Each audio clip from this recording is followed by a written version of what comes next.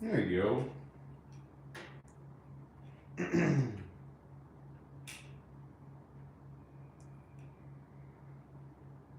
There we go. There we go. I'm gonna turn the volume down. I guess also I should probably make a drink. Right back. Gotta make a drink.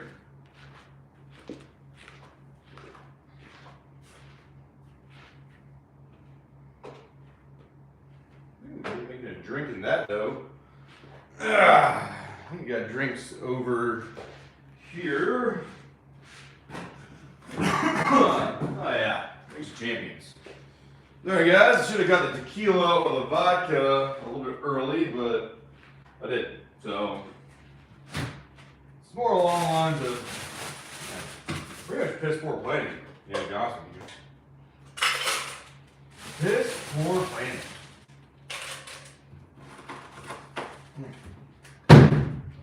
Alright, so we got that.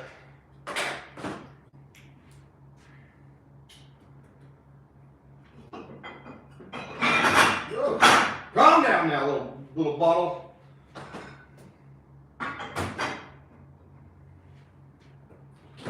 Alright, and then we're just gonna do a good old Georgia Coca-Cola.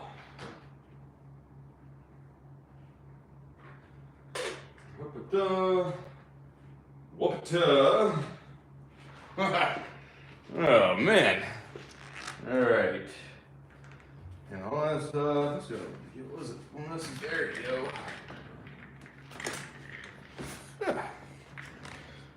Didn't do too bad. Should have got a table though.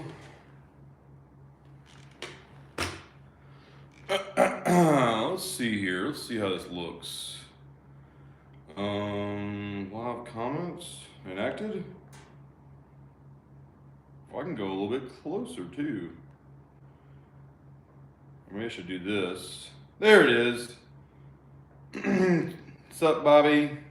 All is well. Always good to see a fellow Georgia person in here. Let's see here. All right, ain't too bad. I mean, the quality isn't as bad as I thought. Interesting enough. You guys caught me on my down day. I'm not chopping wood today or doing anything, and I'm just kind of relaxing. Trying to figure out this live thing. I feel like that's pretty good. I feel like that's adequate. Shows everything I need to show. What's up, guys? Figure I'll talk for a second before getting into the recap. Give people a chance to, get on. Consider the fact that I never post when I'm going to be online. I just kind of give it a 30-second head start and say, hey guys, I'm getting online in about 15 seconds, so be prepared. What's up, Ben? Let's see here, just a little bit. I feel like that's pretty Christian. All is well knows, guys. She's in the chat, excuse me. She's in the chat, and if you don't know, well, secret about Georgia is that Coca-Cola is made in Georgia, and it tastes just a little bit sweeter in Georgia. Also, All Is Well has a YouTube account as well that does daily videos about life, religion, and some pretty good crap strategies. Just, food for thought. What's up, Trey? Sorry, guys, I should have made my drink before I got online, but I didn't do any of that. Oh, man, look at that. Close the lid, cork the top, give it one good turn up and down, and we mixed. Why does that taste so cinnamony? Maybe it's just the Coke. Okay, we're good. Woo! Why is that so cinnamony? No. There's no way. This.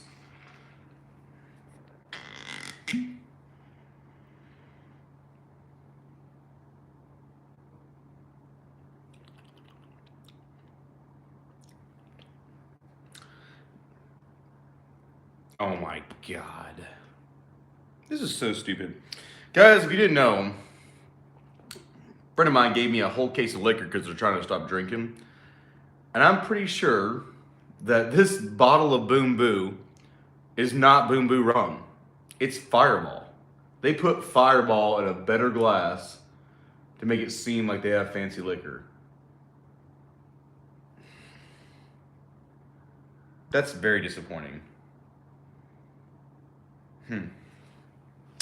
Well then. Ugh, Coke and Fireball. All right, guys. Well, hope everyone's doing well. Life's been good. Quick update. May 6th, if you guys haven't known, May 6th is when the weekend of May 6th is when the YouTube meetup's going to happen, and it's going to be at Harrahs, River Valley, and Casino that weekend. I think we're going both days. Fireball. And in saying that, some people that are on the Discord are going to be at the house all weekend. We're going to be playing craps in multiple sessions, but every day we're going to be going to Murphy, North Carolina to do that casino. I don't think we're going to Cherokee. The only reason we'd go to Cherokee, for some reason, when we invade the table at Murphy, they just kick us all out. But I don't see us kicking us all out of the casino because, why would they? So that's, one of the things that I'm looking forward to. Other than that, I think that, I'm trying to think if anything crazy. I already told you guys I'm engaged. That's pretty cool. I'm probably going to do a little bit more visiting. I've heard that the Seminole in Florida has some pretty high limit tables, 10,000 or 25,000 with 100x odds. And so I'm probably going to try to go down there to Seminole in Florida and knock out those. And the reason why is because, Shreveport and Bossier City is awesome to drive. And there's not a lot to do in Shreveport. Chicago has 25K tables. Once again, you're in Chicago, though. There's not a lot to do.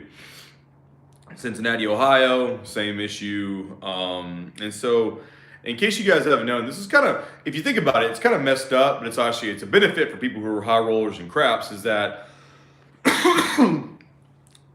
anytime you see a craps tables with higher table minimums, 10,000, 25,000, etc., they're in some really rough parts of the country. And unfortunately, it has to do a lot with the drug trade, and casinos wash money. You have people coming in there with $50,000 cash and basically making a $100 bet, winning or losing, taking those chips, going to the cage, cashing it out, X, Y, and Z. So that's the reason why, if you're a high roller in craps, it's kind of weird about the development of where you have to go. So for me, I go to Bossier City and Shreveport. Shreveport, Louisiana is kind of like South Georgia to me. Like, it's kind of weird because some people, and maybe all as well can chime in on this. I'm originally from Manuel County, which is Vidalia, Georgia. And, in South Georgia, it really doesn't matter. Just South Georgia is its own kind of country, if that makes sense. And you got two people. Either you got money or you don't got money. And I didn't grow up with money, so it kind of balances out realistically. But in saying that, I love Bossier City because it's got the same feel of Georgia, at least in my opinion. And Atlanta, also has its own feel to it that other people might be uncomfortable with it. But, it's my home, it's my place, it's my people. I know you're from Columbus. I know you're from Columbus all as well. And so, in saying that, I love Bossier City because I love the feel of it. I love the music of it. But still, not a lot to do in Bossier City, just like there's not a lot to do in South Georgia. And so, in saying that, Chicago, same thing. There's not a lot to do. Cincinnati, same thing. Biloxi is one of those little weird mystification spots where I'm like, I don't know. Biloxi is kind of cool. I love the golfing. I love the fishing. I love the nightlife of Biloxi. But then again, go to Biloxi. That's more of a family vacation with a cluster of casinos. So the dynamic's a little bit differently. I've never tried to go into to Seminole. I've never been to the Jacksonville one, but I think the Jacksonville is more of a poker room. But I think Seminole's got the big ones, the guitar that's going X, Y, and Z. I just got a text message on my iPad. Isn't that weird? Yes. Anyways, so in saying that, I want to try out the Florida rip first. And I don't know about Florida. I've gone to Florida quite a few times, but, when you gamble at a casino, there's a different vibe every casino you go to. For instance, if you guys are more predilected to in Biloxi, the closest casino to you is Biloxi, closely. All is well. I know it's going to sound bad. I think it's Frida, but I'm just going to say F. F. I know it's sad, but I mean Murphy, North Carolina is the closest one to me. I used to be in South Georgia, but now I'm in North Georgia. So I just go to Cherokee River Valley, and I'm about 2 hours away from there. Harrahs, Cherokee is I think 3 hours away from me. So yeah, Frida. I knew it was. Heck yeah, or Frida. I say Frida. Yeah. So I think if you're in Columbus though, you might be closer going down to Florida. Doesn't matter. Craps is one of those things that. Oh wow. Okay. Cool. Yeah. So craps is one of those things that people don't really realize that if you haven't figured out that craps is very much a community sport in the sense that it brings people together. My first, and I can only do my experiences, and I don't really know the history of the game of craps. I'm just talking about my history. I learned how to play craps playing a game called 7-Eleven, which is a dice game, when I worked for a moving company in South Georgia. So, in saying that, I've always attributed craps to basically like friends coming together, trying to win a few bucks, and then going stuff like that. And so when I go to places like Bossier City, Chicago, Cincinnati, I'm using the casinos that have the highest maximum bets, which is 10,000 or 25,000. When I go to places like that, it's kind of crazy because it still reminds me partly of playing 7-Eleven because it very much is interactive. It's very much people come together and they're playing the game all together. The do's and the don't players.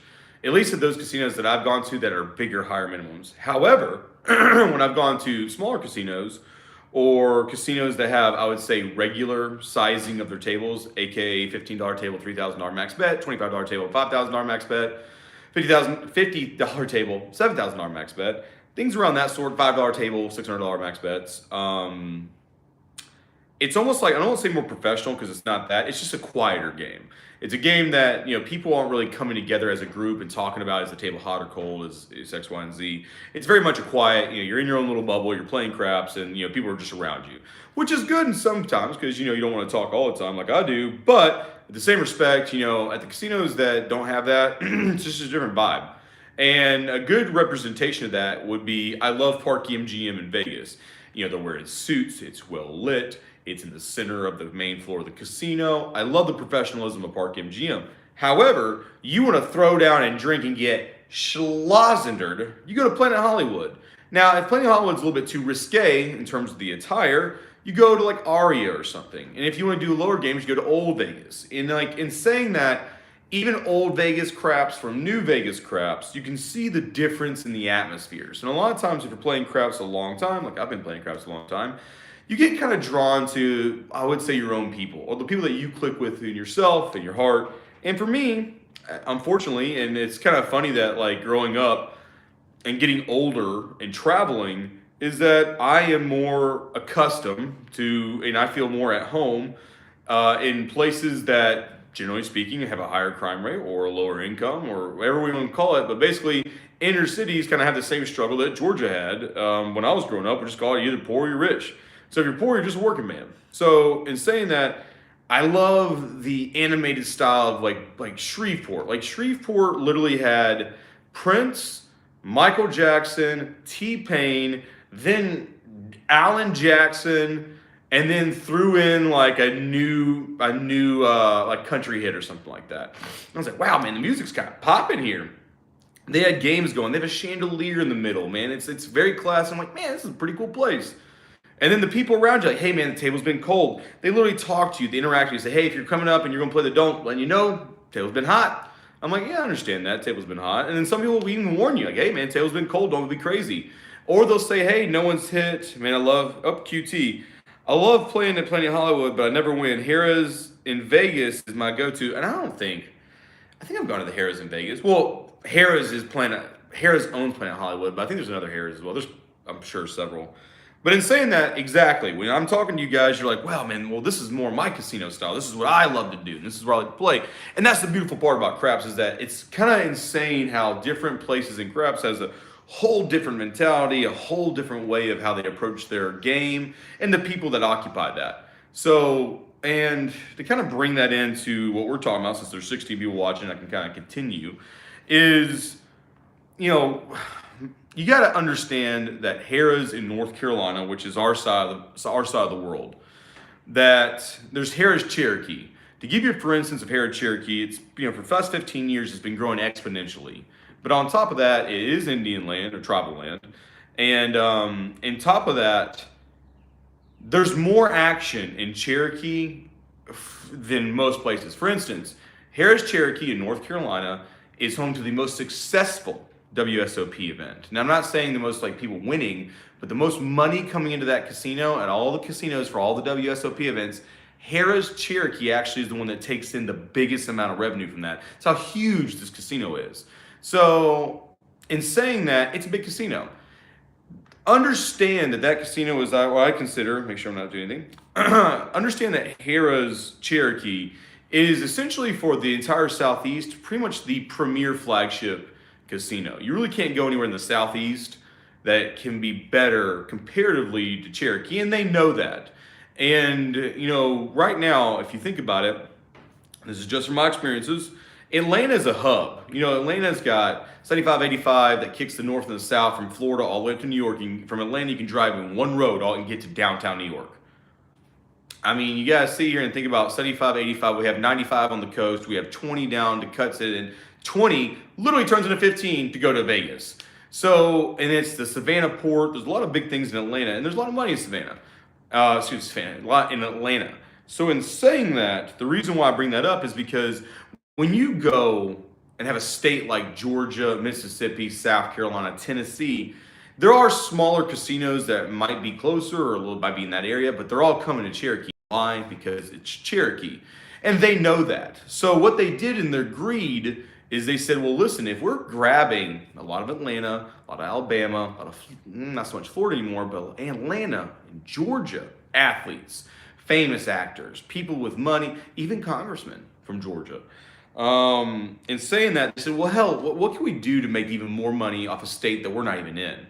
And so they built Harrahs River Valley in Murphy, North Carolina, which is a little bit south of Cherokee. And it's kind of ironic that Georgia doesn't have a casino, considering the fact that basically everyone in Murphy, North Carolina is from Georgia. We're all basically Atlanteans coming in to Murphy because it's the closest casino to us. So they literally built it just to siphon off Atlanta. And take that for what you will, but it's a cash grab. It's literally, the casino's in a metal building. Now, it's not a dinky metal building. It's a very classy metal building. And they're building a poker room in it right now. And it's got a bowling alley and stuff like that. But understand, like, it is what it is. It's a casino made to basically be a pit stop for Atlanta people. Now, the reason why I get more into depth of that is because the feel of Murphy, okay? It depends realistically on the day, the crowd, obviously. But it's kind of weird. I don't see a lot of curious people in Murphy. Like, people don't come up to other people and say, hey, what strategy are you using? Hey, talk to me. However, and also I've never seen any kind of nefarious things there, but it's very much everyone's in their kind of their own little bubble. You see glances if you're doing something ridiculous. You see looks, but everyone's kind of playing their own game. Shout out to you, Looney, if you're watching, because Looney is one of the guys that's like my Tuesday crowd. And Looney is buck wild on the Iron Cross. And so, we have a couple of dice influencers that come in there and do stuff, but most of the time it's just random shots, or the people that watch one video on YouTube and they just set the dice and chuck them at the back wall. In saying that, so the vibe of Murphy is very much like meh. It's good. I love it. I'm starting not to love it because I'm getting scaled down in what I can buy in with, which is kind of petrifying. They said, oh, you can only buy it for $5,000. At this point now, I bought in for $10,000, and then I bought it for $14,775. Yesterday, and they didn't say anything, so I really don't know what's going on with that instance. It's basically up to whatever they say that day, which is kind of confusing, infuriating, and on top of that, a little shiesty in my mind, but that's a conversation for another day. So I did 2 sessions in my time. So basically at Murphy yesterday, I think I got there around 5. I played for 1 hour for my first session, took about an hour and a half off, and played about 1 hour for the second session. Just to let y'all know before I even start getting crazy, I'm not trying to build this up. I made $1,400 and well, I took back a 25, 5, $1,436. No, $31. In saying that, so the first session pretty much went almost cookie cutter. Nothing really major happened. I was doing mainly is a $15 table, $3,000 max bet. That will come into play later because you can see from the thumbnail for this video, there's some crazy action that I put on there.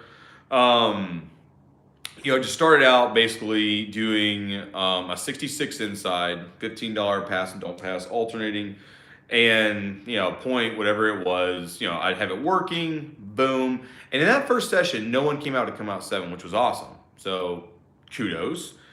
In saying that, if it was a 6 or an 8, I would press it by unit. So if it was an $18, I'd turn it into a $24 and then call it a day. So that was cool.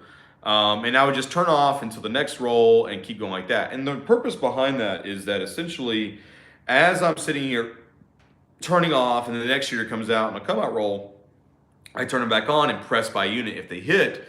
That is basically you're in for 66. There might be $150 out there. It doesn't matter. You're in for 66.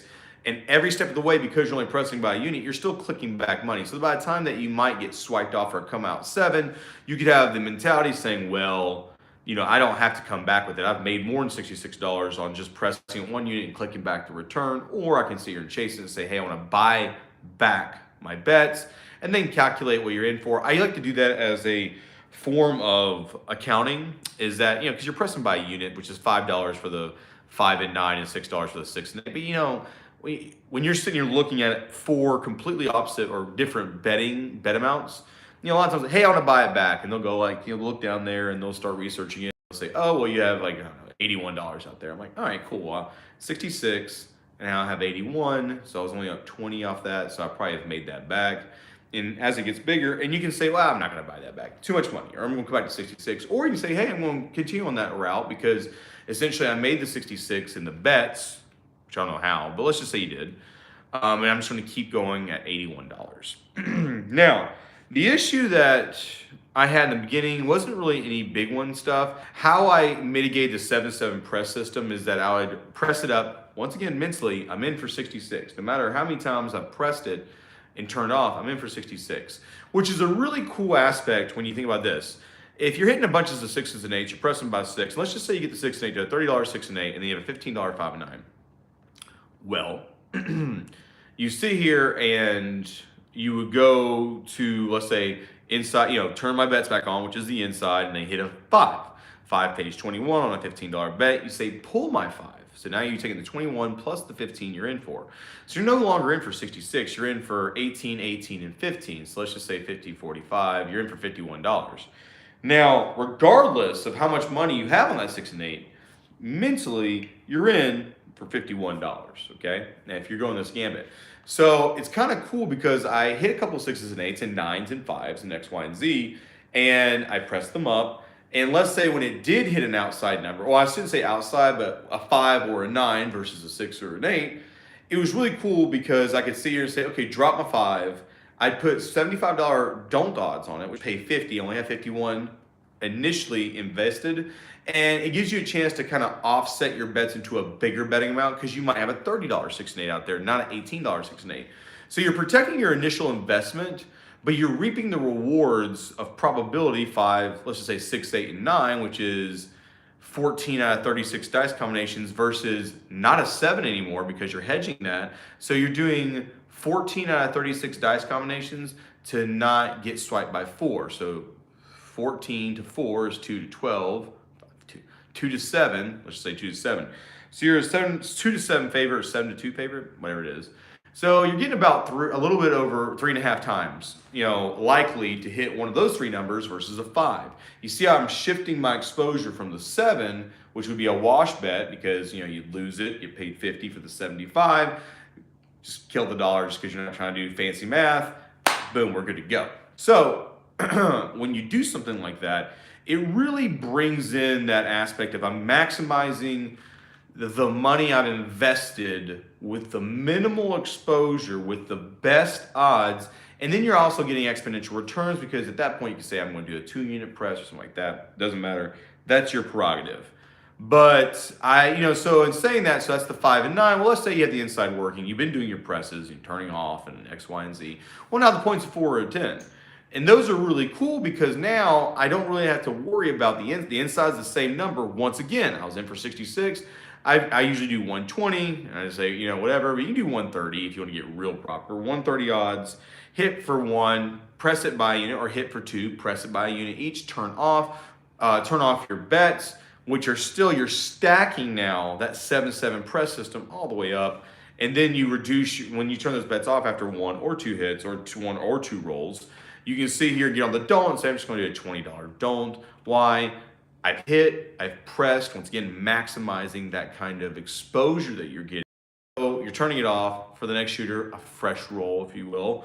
And then also you're putting $20 down. So you're tagging them up there to build that up. You're once again taking back, you're only pressing by a unit or 2 units. You're still cooking back money. And then you're reducing down, let's say a 4 or 10 odds don't. It's like $20 or even $10 to pay 5. And in saying that, you're sitting here now mitigating the risk of running up a big don't if, let's say, they do roll a 4 or do roll a 10. It's really crazy how that worked. So in that first hour, there was nothing really out of sorts in the sense. Basically, the only really big issue I had was maybe toward the end of that first session.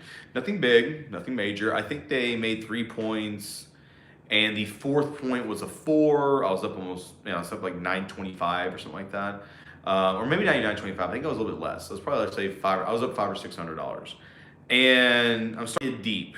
So in saying that, I sat here. I think I had a 725, 715, something 725, 715. Don't.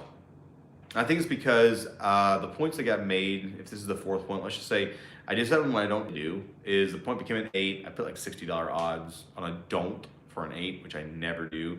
And just let the other inside bets work, which is the 5. If this point's an 8, the 5, 6, and 9, let the 8 be a weird thing. And you know what, guys? I tried it just to see, maybe let's just see how this feels a little bit. And guess what? It really isn't that miraculous. You're like, oh, well, you're still having your numbers working, you're hedging off it, 7's more likely than an 8. But you're talking about 6 out of 36 versus 5 out of 36. And, when you are that small, oh, sorry. All is well said. I'm sorry I missed what you said, what you do after the 64 inside. So, it's not a 64, it's a 66 inside, excuse me. I keep thinking like a $10 table when it's a 64 across. But the 64 inside, you work it for 1, and then if it hits, you press it by unit and turn it off till the next shooter. Unless you're doing a hedge system with the point being a 5, 9, 4, or 10. And once again, once you hit those numbers, or that's the point, you do a hedge for what you have invested into the inside and hit for 1 or 2 more hits, press, turn off. I'm a big fan of 3 rolls, 1 hit, or 2 hits or 3 rolls. I never continue on past basically 3 rolls once the point's been established. Why? You're on 1 and 6 every time for a 7, right? 6 over 36, 1 over 6. Well, if you put that into probability, that means that for every 6 rolls, there should be a 7. So in your mind, thinking that when you've passed 6 rolls, you're outside the average of throwing a 7. And let's just say you are a dice influencer and you do believe in the SOR and all that stuff about influencing and manipulating dice. Most dice influencers, in my opinion, that I've seen about their testimony, they're trying to mitigate a house edge of like a percentage, like 1% or less, 2% maybe. But usually I think it's like a 1.25 they think is like exponential to change their fate. So in saying that, okay, so let's just say I give the benefit of the doubt. For the sake of argument, let's just say that dice influencing is real and you can adjust your edge by 5%. That's still only 7 rolls, and it's like 6 point something, but let's just say it's 7 rolls. So even still, let's just say for the lack of argument, you can do X, Y, and Z. You are still, after 7 rolls, versus the top dice influencers and how they're changing their player's edge, you're still 7 rolls outside the percentage of a 7. That means 7 is more likely, it's common after this area. Now, is that going to take away from the people like first place, second place? I'm going to give you kind of a little hint on this. The first place record for dice throwing, and this is taking into account all the people online, all the YouTubers that do stuff and roll hours a day constantly on YouTube, right? The number one slot, I cannot remember his name, you gotta forgive me, or her name, but I believe it was 144 rolls. So you're thinking in the whole history of recorded craps, 144 rolls is the most they've seen. Or maybe it's 148. I know second place is like 140 something as well. That happened about 5 or 6 years ago, a lady at Harrahs, Philadelphia. So the first place person, I think it was like 20, 30 years ago. Might have been earlier. I can't remember. Don't quote me on that. But I know it's around the 140 area. So in saying this, think about what you're trying to achieve. Is that something that has never, like, so realistically 30 rolls, I think for most people 30 rolls is a monster. But once again, coming into the aspect of training for dice, training for throws, training for a specific table bounce, training for a specific felt, training for a certain seat position, training for all this to be the perfect conditions. And even then you have to warm up your arm, be in the right throw, and then you'll fall out of your arm. And all that stuff, it's a lot of work versus trying to do the mathematical probabilities of just playing craps and being strategy. Now, the reason why I say that is because when I'm sitting here playing craps, once again, guys, everything is going well in the hour. Everything is chugging right along, but he's made 4 points. And I kind of juiced it along the way. And I juiced it in a way that was like, eh. So, for instance, the first point, I made my hit. I pressed it by a unit. And then I think, let's just say it was a 4. Well, I put $200, let's just say, to cover the $100 I had out there. Boom, it's a 4. Now, I've hit a couple of place bets and pressed it by unit. It's a 4. I'm like, okay, I've lost 200. Let's just go to 205, right, on the don't. Well, I think the point became a 5. And I was like, well, you know what? I'm getting a little greedy. Let me just go ahead and put, $300 odds on the already $205 don't pass bet to cover the numbers that are still out there, because I want to keep working. I want to keep basically churning these points out, clicking these numbers back. Because if there is a long roll, I can capitalize on the fact that I'm pressing by a unit and getting all these numbers. And there might come a point where I can just take off my odds for the don't. And if I hit big enough, I can pretty much reduce down also my don't pass bet, which is again mitigating risk. But it is risky to sit here and say, hey, I'm going to, juice a 205 don't with a $300 pass to keep a second point placed bet alive. That's the balancing act you have to play.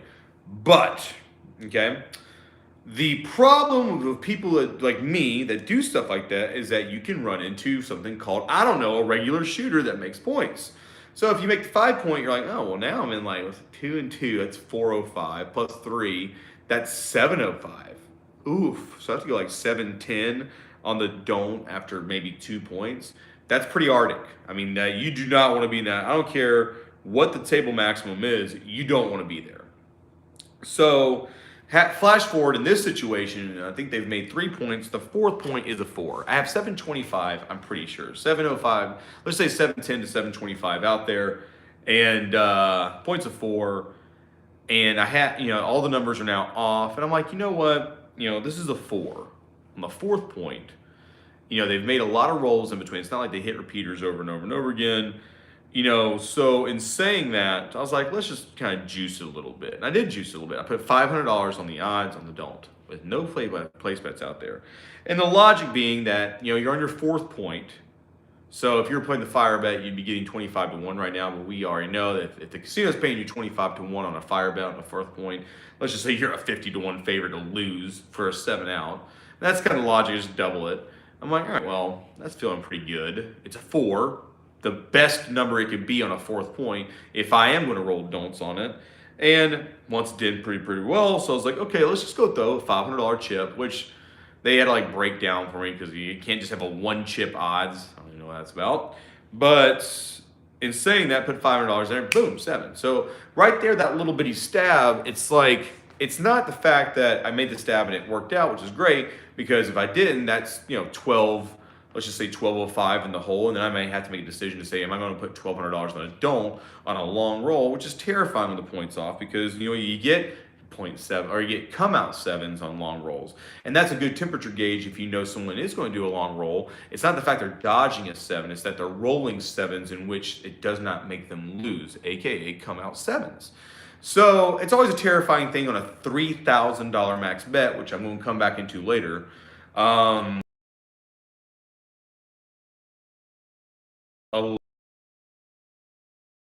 player with come out 11s, or I should say 11 natural points, or let's just say a lot of points with a mixture of sevens and 11s. Come out same kind of 11 levels, 11 streets, 11 points, level, however you want to describe it to yourself. That's what I mean by that.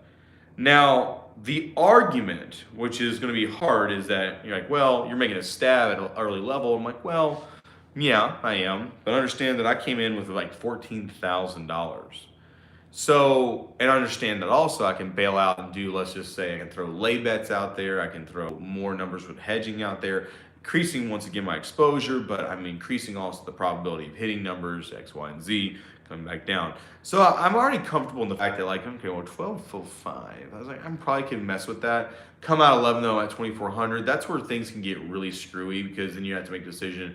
Maybe I'll do a 500 offset on the don't pass, and then do like big time odds. And so it could have been an issue, wasn't an issue, but these are the things you need to think about when making those kind of bets. And it's hard because, in your mind, you're like, well, Charlie, you're doing this, this, and this, and saying 17 different situations, but you already just told us that you 7'd out and you made the 250 as a good stab. But the issue I'm going to say to you guys is that you can't take that and say, well, this happened, so it's going to be okay. No, you got to think while it's happening, like, hey, do I need to sit here and do this? How do I misstep this and step sideways if it goes bad? How am I going to recover? What is my bankroll at currently? How could I mitigate this in a safe manner? What's the maximum bet? What could I do if I reach that maximum bet? How am I going to bail out of that? If the person does the dice and the dice come off the table, but it rolled a natural 7 on the come out, does that mean you're going to turn on a 6 and 8 and try to do some kind of crazy 7-7 press in the midway line between a come out 7? Also, if you have $1,200 on the don't, he rolls a come out 7. You're like, damn, $2,400 on the don't, boom, come out 7. Do you go now into the tank and say, I'm going to do a 500 pass and don't pass, and do, let's just say, $12,000 inside working? These are the questions you got to ask yourself when you're sitting here on that one $500 odds bet, because that can cascade later down, and you got to think of it as a runway. Your bankroll is a runway, just like the range from the minimum bet to the maximum bet is a runway. Your bankroll is a runway, and you run out of runway, you're crashing, dog. That's it. End of the day, it's gone. So it's very much the things you got to consider. Now, you're like, well, I understand, Charlie, it's a $500 bet. Considering. Now, I'm going to take this a step further for you guys. Now, that's the first session. I made around $925, and I'm like, all right, that's pretty good. Hold on real quick. Now, let's talk about, what can y'all draw from this? What can, you heard the story. I'm going to get to the $30,000 worth of action in about 10 minutes here in a second. But first session, $925. Pretty good. Now, I take a big bankroll, but understand that I'm operating pretty much on a 5K bankroll. I take more in case I want to be a little bit aggressive in areas, or a little bit more devil may care, but understand it's 5K operating bankroll, and I made it on $925. Don't be greedy for $75. You took your 20%, you get out of here. Session done. And I was in an hour, so it wasn't like something ridiculous. I was pretty happy about it. So everything went pretty well. All things considering, it went swimmingly. That was the only big scary bet. Now, things to consider if I was in your position. Hold on. While I say that, God, Fireball and Coke. Ugh, it's just nasty, to be honest with you. God.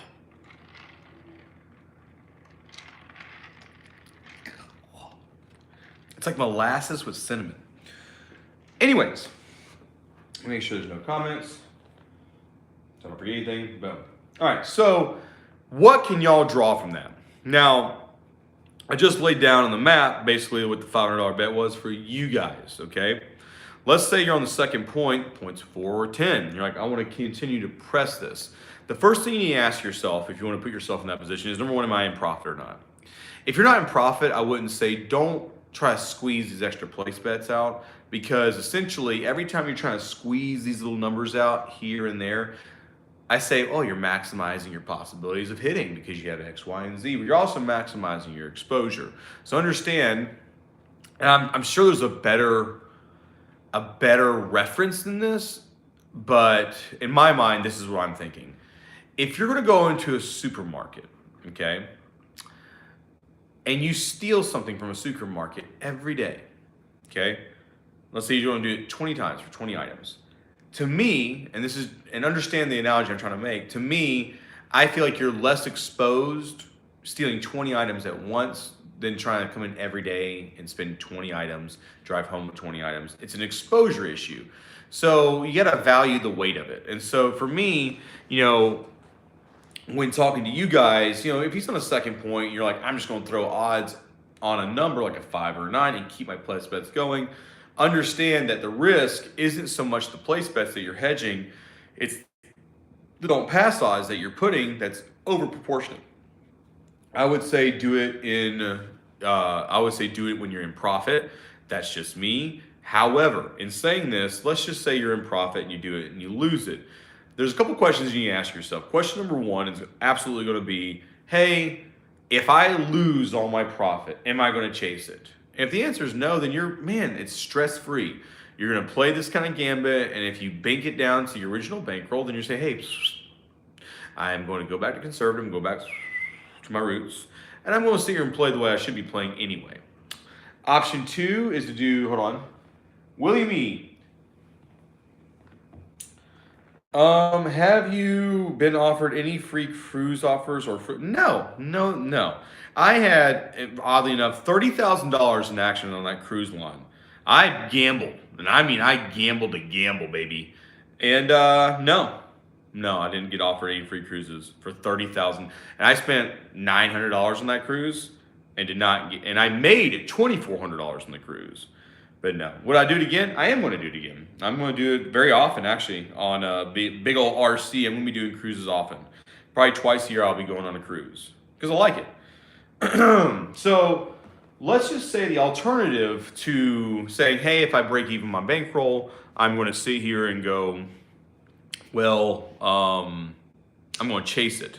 Now, in chasing it, there's two different variances. I consider the chase, I do chase, but my chase goes like this. I stop, no matter what I've lost. All that profit, that's me effing around. I go to what I lost and say, okay, the situation right now on the table, what should be my bet per the DGE conservative system? And if I tell myself, okay, well, on a conservative system, this should be like a $10 bet, then you already know, well, I should be at a $10 bet right here. Easy enough. A good way, if, that I do this, and it's kind of funny because it's like, the way I get to that amount a lot of times isn't so much where I'm chasing and I'm like, okay, what should I be? I'm losing money. Usually I chase somewhere in between. I'm going to chase it where the bet should be to make back my profit and what the bet should be per the DG conservative system. And let's just say a 2 comes out on the don't. And I had like $500 on a don't. I'm like, oh man, little gift. Doesn't happen often, guys, but I accept the gifts and I like it. And and so when you get those gifts, I don't just sit here and say, well, I had 500, boom, hit a 2 for 500, and we'll stay at 500.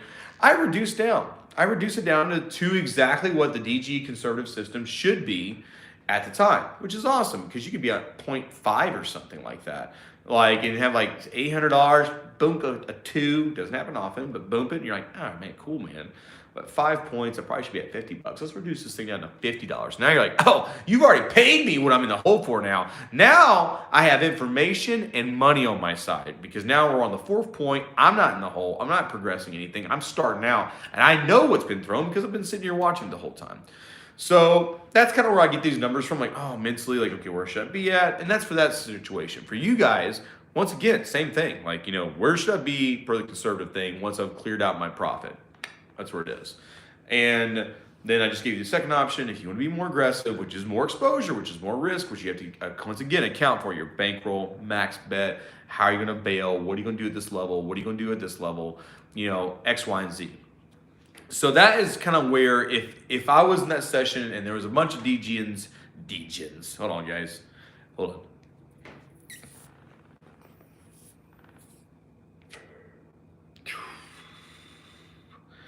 Okay, same questions, same answers. So that is where, if you guys were with me at the casino for that first session, that's where I would say this is what you need to draw from that. And hopefully, the way I'm figuring it, what's up, playa? That casino live TV. Oh, that casino live. What's going on, man? Yeah, I saw your roulette thing the other day. Hey, I will say, and this is just, a honky tonkin, but that is a very nice watch. Like, I always like watches. I'm like, man, it looks heavy. And that's always really cool. I work with chainsaws and cut trees like all day. So I don't really wear like a lot of stuff in my hands. And like, I always feel like my hands are always just calloused and just gnarled. And now that I've been in the fire, they just look scarred. I'm just like, man, I just wish I could look fancy and like put together once. But it'll happen one day. So, thanks, man. So, in saying that, session 1, that's all I'd say. And hope, woo, my inhaler. So, in saying that, that's what I would draw from that. And the meetup that's going to be on the May 6th, that's probably what we're going to do. We're going to do like 2-hour sessions. I mean, just shoot 2s and fews, hope for a 5, and pray for a little nickel and dime to save the rhyme. Now, the reason why I say is because you do a 2-hour session, what did we go wrong? What'd you learn from it? But once again, it was easy going, guys. It was fun. Watched the Braves for a little bit. Figured out that there's something called prop bets on Braves. So I was like, man, let's get a Austin Riley hit. Yes, Acuna hit. Let's go. If it wasn't for the Astros, I don't know who's got like a 12-0 record right now, but it's trash. But the Atlanta Braves has the number 2 winning standings right now. Winning his schedule. Anyways, come back for the second session. This is when things hit the ever-living fan, okay? Is it easier to play solo or with a full table? What number of players do you prefer? To answer that question before I say my second session, if it was me, I'd prefer to be by myself. Not because of the fact I wouldn't want to talk to you, I'd love to. It's more on the fact that, I don't play the ATS. I don't play the hard ways, the hops, or the worlds. So, there's a lot of shuffle in the middle. And I just want to pick up and go. Pick up and throw, pick up and throw. If you're throwing controlled, I don't care. Pick it up, control it, throw it. Influence it, pick it up, throw it, control it. Hey, throw the bones. Let's get the thing going. Because I care about rolls. I care about the number of rolls because every roll equals dollar signs. So if you have somebody like, let's say, a tourist who just doesn't know how to throw the dice, doesn't really, know kind of like the taboos or rules of craps. And I think craps is a gentleman's game. And I say gentleman because you have to be street smart, book smart, and analytical. I really think craps players are chess players at heart. It's just because the way you gotta think, you got 20 seconds to make an analytical decision how to make a bet. Boom. And that kind of mentality is like the entrepreneurial spirit of, I feel like, gambling. Is that you have a bankroll, a dream, and a plan. Prove it to us on the table. So I'm all about throws. Throw it down the field, man. Let it ride. And so as of late at River Valley, it's just tourists, guys. It's not even like someone's sitting here and just trying to be cool about it. Let's see if I can get this. Someone's trying to be cool about it. It's just, and here's my thing. I don't care that you dice. I really don't care if you dice influence. That's your gambit, dude. That's your money. Do you? Us versus them. I don't care. I want everyone to bankrupt the casino. Why wouldn't you, man? Fellow man or woman. You gotta, man, fight the casino. That's the man right there, dude. And you gotta just take their money, every dime. I would love to see every dime, every chip, every dollar walk out of a casino one day. Just, God, that'd be a dream.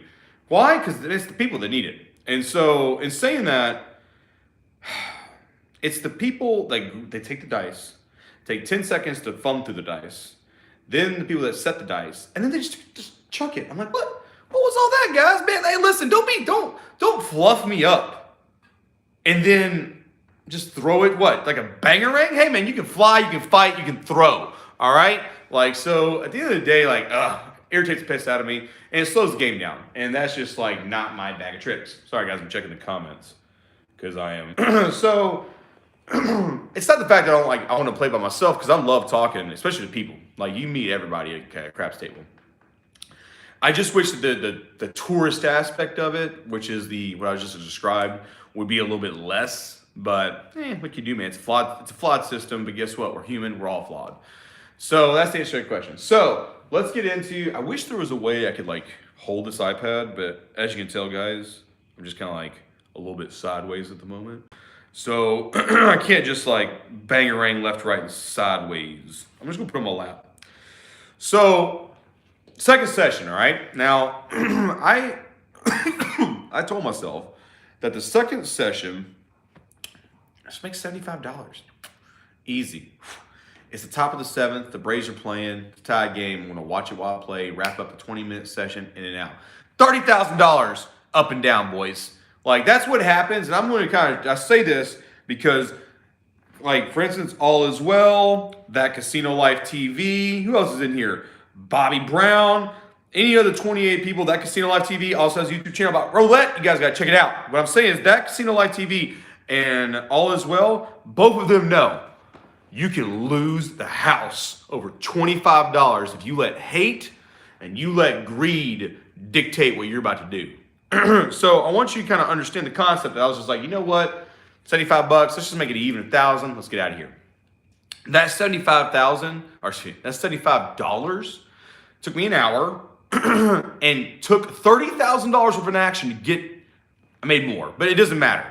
You had to get that $75. Now, the thing about it is this. So I'm sitting here, I'm like, it's all good. I'm up 900. My mind, I'm going to play moderately with my 900. I got $14,775 behind it. Come at me. And you know what? This is the issue, right? Right off the bat. And I'm telling you guys kind of like in real time. Right off the bat, already being arrogant, already having a weird goal, and you think you're bulletproof because of money. Nah, Jack. Money don't make you bulletproof, just makes you dumb-proof. You know what I'm saying? Like, it's just, at the end of the day, is that money does not bail you out. It just digs the hole for yourself. Tough, man. It's a very, very tough decision when people do that this year. Now, in saying that, what did I go wrong? Okay? And anyone who's watching this, I don't know how many of you guys are on the Discord or kind of know the videos I put out in the past, but I have a strategy called the field bet strategy. The field bet strategy was made for a person's wife. It was a request video because back in the day when I was like had like 10 subscribers, I was like, give me an issue, I will fix it, or I'll give you the best chance of fixing the issues. Or at least my dumbass can say here come up with. And what happened? The guy's like, wife wants to play craps, but she doesn't want to pay attention really a lot, and she doesn't want to do X, Y, and Z. She kind of just wants to kind of understand one rule and play that one rule. And that's a hard question on craps, man. Like every bet has a reverse bet. There's progressions. There's things that stay. There's things there's only one roll. I was like, what? What can I say? I was like, all right.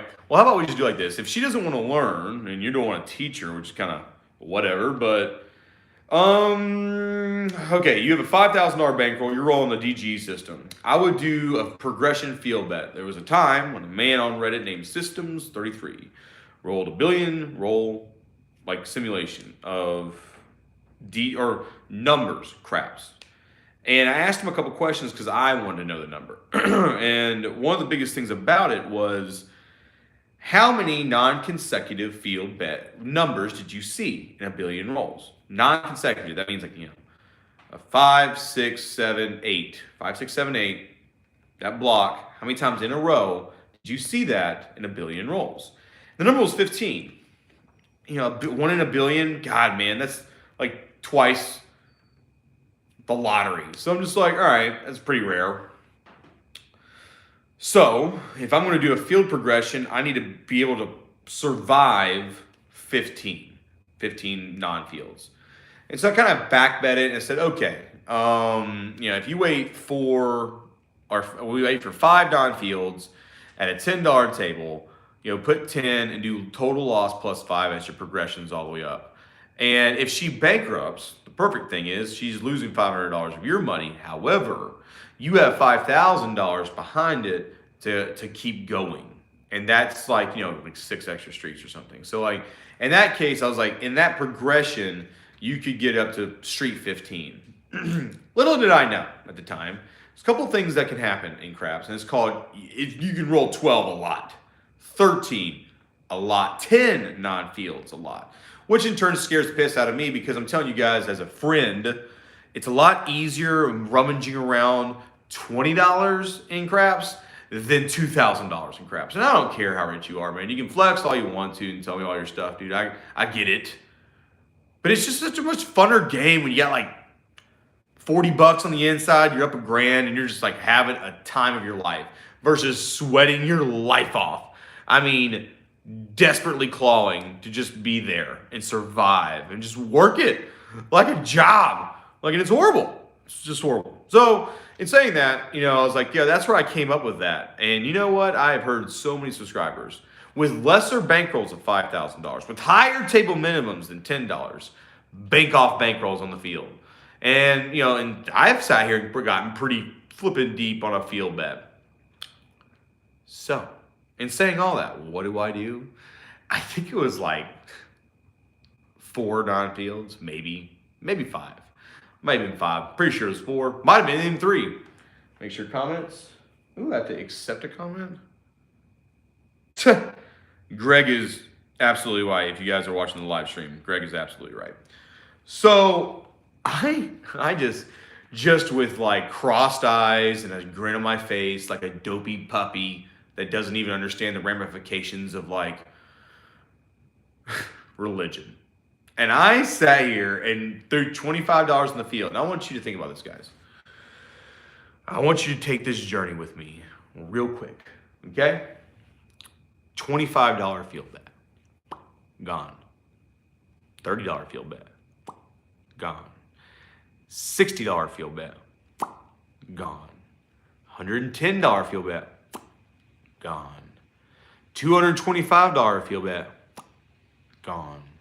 $500 field bet, gone. $1,000 field bet, gone.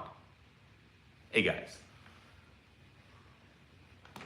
$2,000 field bet, gone.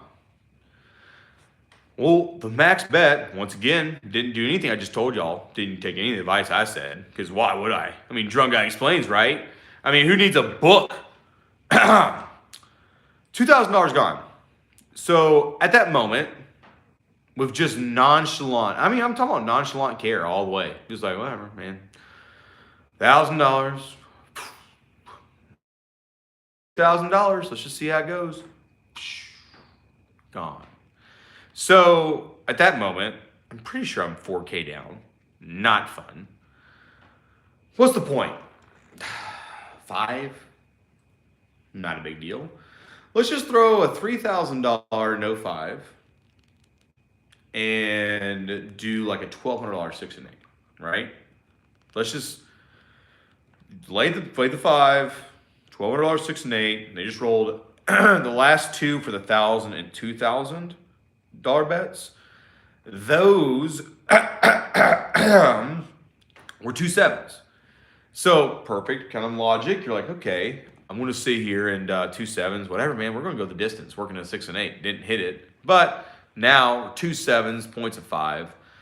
In the time that all this is happening, they've made 1 point. I think it was an 8 because obviously they're making nothing but non-field bets. So they made 8. Now we went to the 5. Max load that 5. She did not hit a 6 or an 8. She hit a 5. Well, that's $7,000 out the door. Gone. Okay.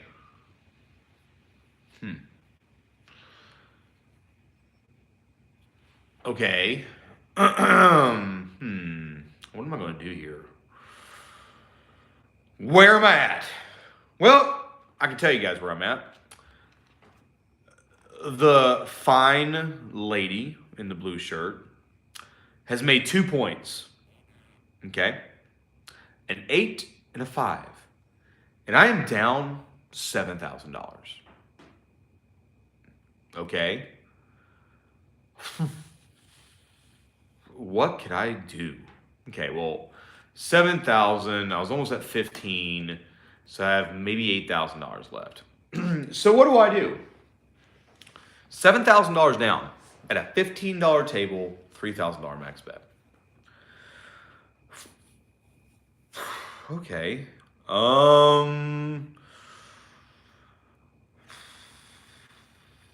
let's just put like a $3,000 no 5.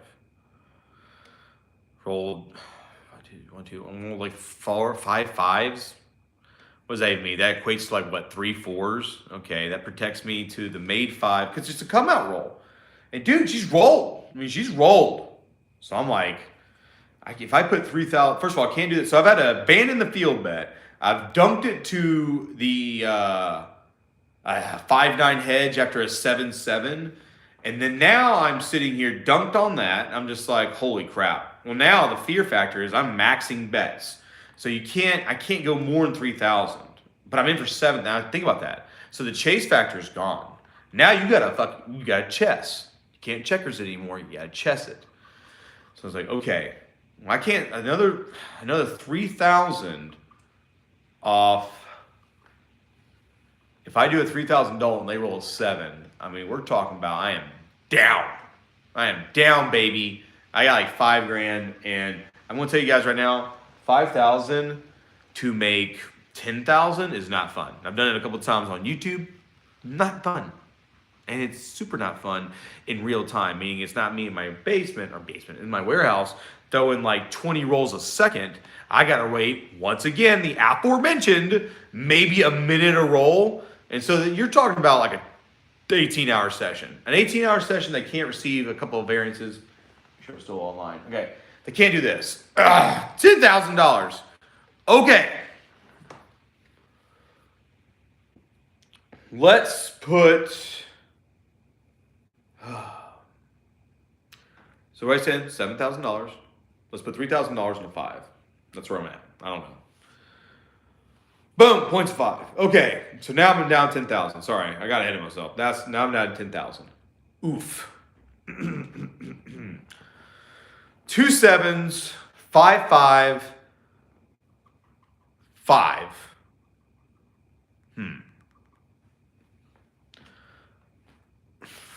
I mean, the best thing that'd be possible is that's a bunch of repeaters.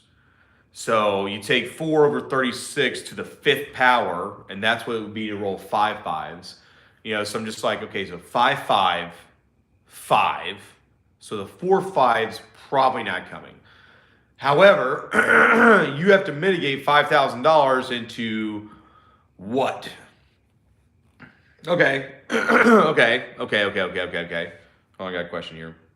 Been there, dude, on that field. Want to learn about martingale, especially if you... Yeah. Oh, QT, I don't care how much money you've been down. 2K playing the don't pass, missing a hot shooter sucks. Yes. So, I have 5K, maybe some check, 5,500. Doesn't matter. I ain't got 15,000, guys. And here's the thing. I was like, okay. 4 5s in a row would be 4 over 36 to the 4th power. So I don't think that's going to happen. So we can just go ahead and get rid of that part. Damn, dude. I mean, the best tool in my belt right now would be to... I got 5,000, so I could do another $3,000 no 5, which pays 2,000. I think I was able to do 1,200 6 and 8. Okay, 3,000. And this is how insane this is. Now, I know I'm going to sound crazy because this is the progression. This is one shooter.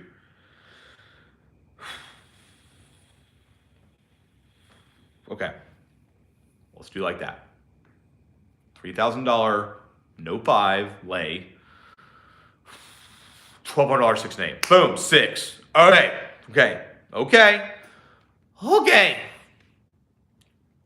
Make my 6 and 8 $1,500 each.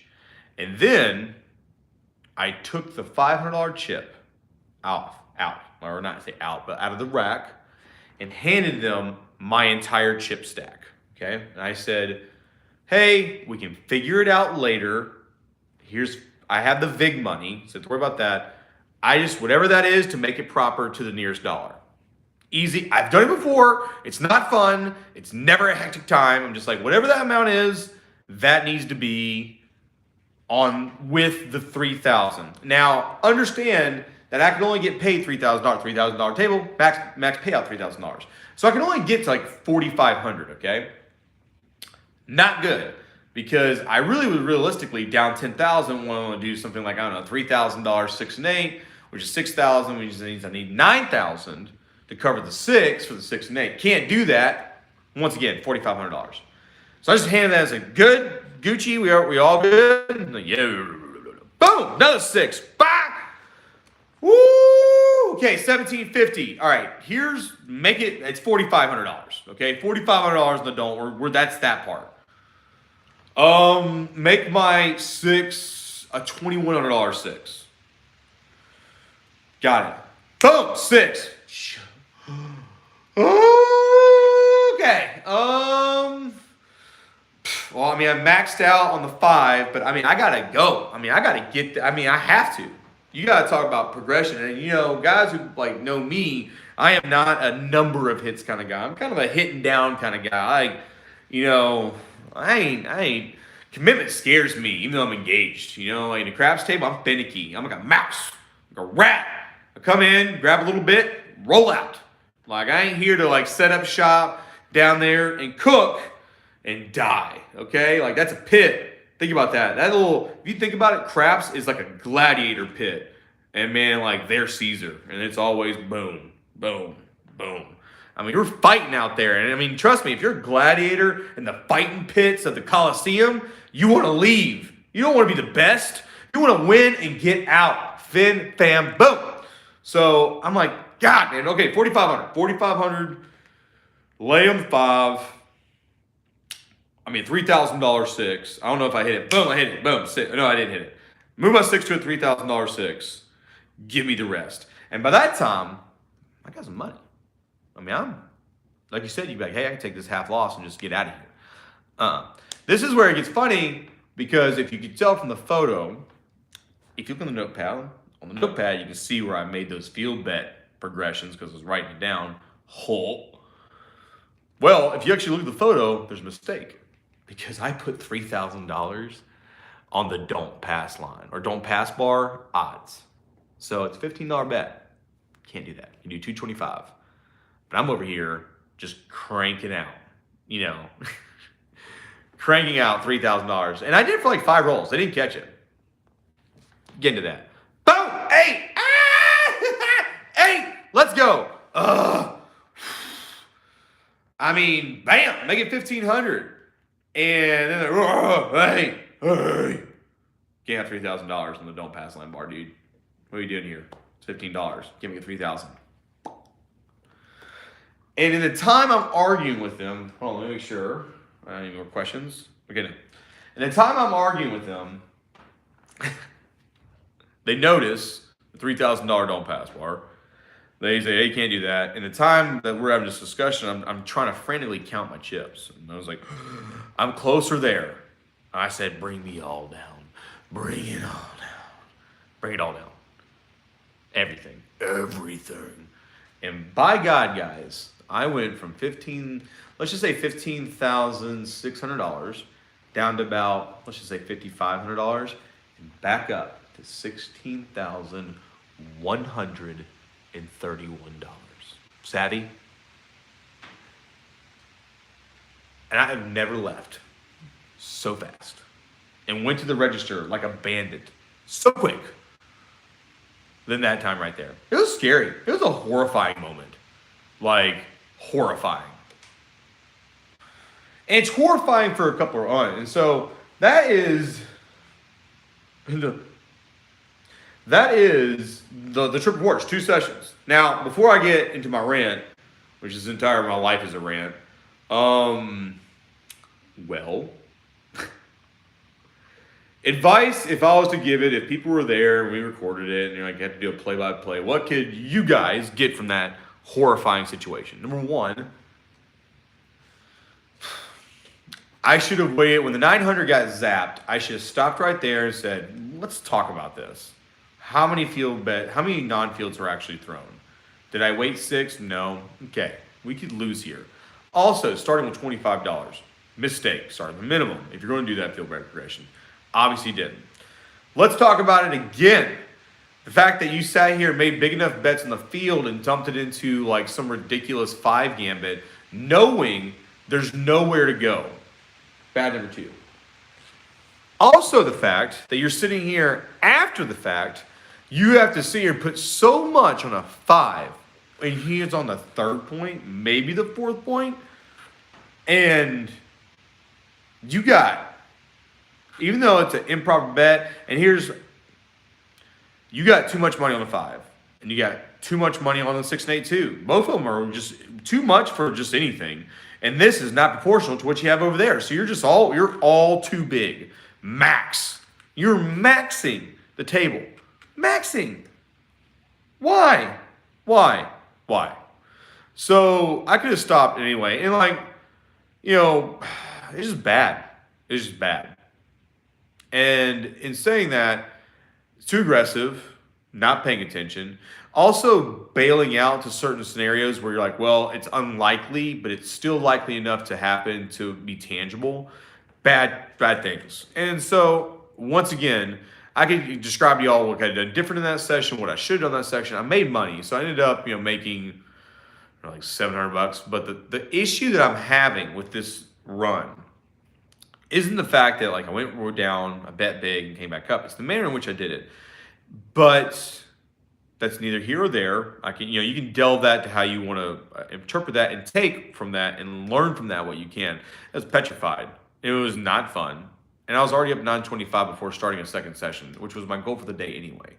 Here is where I will tell you guys more, if I was to give advice, and this is going to sound hokey and preachy, but if I was to sit here and do something to y'all and say, for the second session, what advice could you draw from that? Is this. I go in with a $5,000 bankroll and make $1,000. 20%. It's my max thing, okay? What do I tell every subscriber? Don't waste a bankroll because you have to make if you ever utter the words, if I just make $25 more, I'm out. Just leave now. Because I guarantee you, when you're up, let's just say $1,000, I guarantee you would have paid me $25 to insure that money so you could walk away as well with that money. So you're risking everything for $25. Now it's disproportionate. It's a mental switch. And so realistically, the failure that I did as Charlie is that I should have never came back for a session of the day. Over $75, number one, bad logic. Number two, you're risking $14,775 plus the $925 profit for $75. So, it's so not just disproportionate, it was such a run. And thank God for the girl that gave it to me. Jeez. Man. Jeez. But yeah, it just wasn't worth it. For the course of, I think, let's just say in that session, I ended up making $1,400. So in that session, I made $900 with the worst thing I'm doing is a $700 and a $500 odds. So a second session where my biggest bet was $1 billion, might as well, the entire stack. It's look what happened. And then that second session only made $500. $1,400, yeah, let's just say $500. So I risked not only those huge bets, but the entire bankroll and the entire profit for $500 more. And the reason why I'm so adamant, I'm just checking the messages. The reason why I'm so adamant about telling you guys this is because understand there's two ways to take winning and making money in craps. I'm not going to dispute winning, losing. I'm not when the times, any times you're winning, okay? There's two mentalities you can have. And the guys who've watched me long enough have always said, I was like, hey man, better to go home to a girl named Patience than to cheat on her with a hoe named Greed. The reason why I say that is because if you go in and let's say make your goal 30 seconds, 30 seconds you've made your goal. You drove 2.5 hours, 30 seconds, you're there. Did the argument get you to stop and think about it? The argument didn't stop. It gave me enough time to count my chips to see how much I actually had because they're just handing to me. I'm just still making bets and shuffling chips. So I just used that time as a tool of arguing to figure out where I was and so I can make the decision to cut up or down. It wasn't a real argument. It's me. Now, I was going to say, and on top of that, I have a running prediction that let's just say the 3,000 was there and let's say they rolled a 5. I think if they rolled a 5, they would have taken the entire 3,000, even though it's disproportionate because they can only put like 225 or something like that on it. I think they would have taken it. Because, oh, yeah, man, we saw that you were in deep and, we just gave you the action. So we would take it up. And I bet you if they 7'd out, they'd have looked at it and said, oh, yeah, you can't make that. Max bet's 225. So take that back. I think both things could have happened.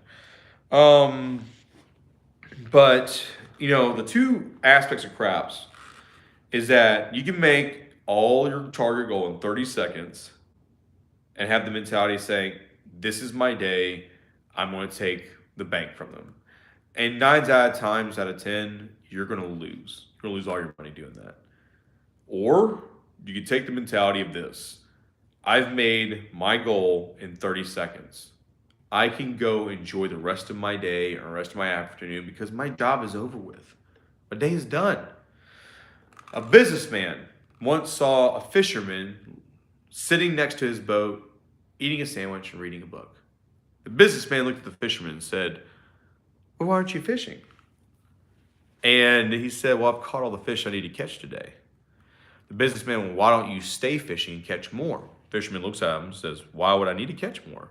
So if you catch more fish and get a bigger boat, which will allow you to catch even more fish, and then eventually you'll make enough money where you don't have to work anymore.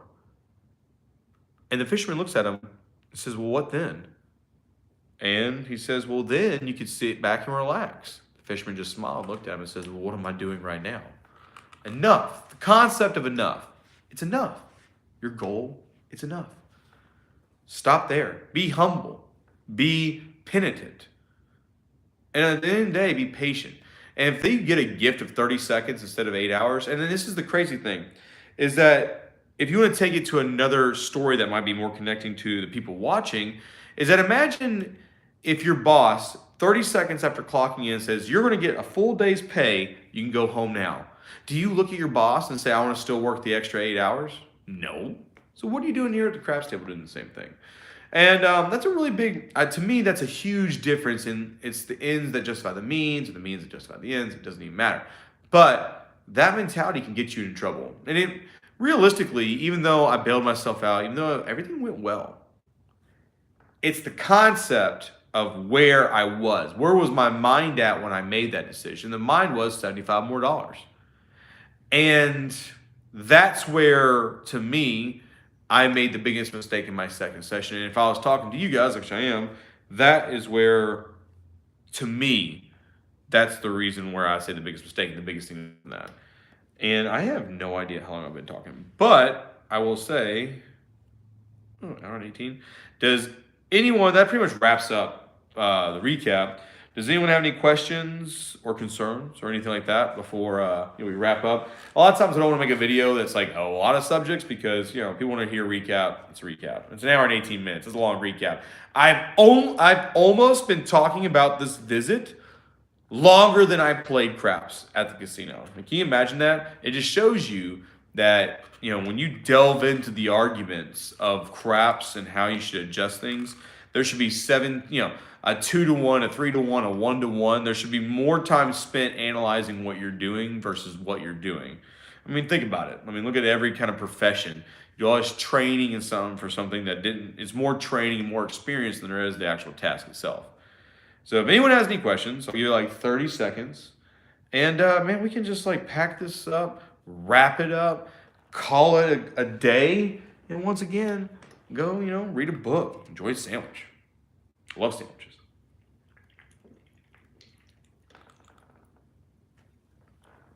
I cannot believe that Yahoo put Fireball in a Boom Boo thing. That's disgusting. That's like worse than getting a Pepsi thinking it's a Coke and taking that first swig. What a monster. Ugh. Terrifying.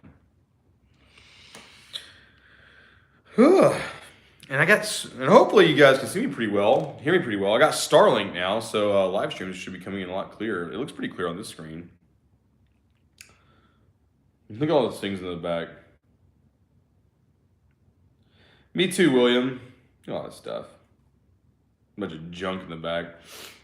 Anyways, guys, It's been fun. It's been real. I'm gonna go ahead and just kind of go back here. Oh.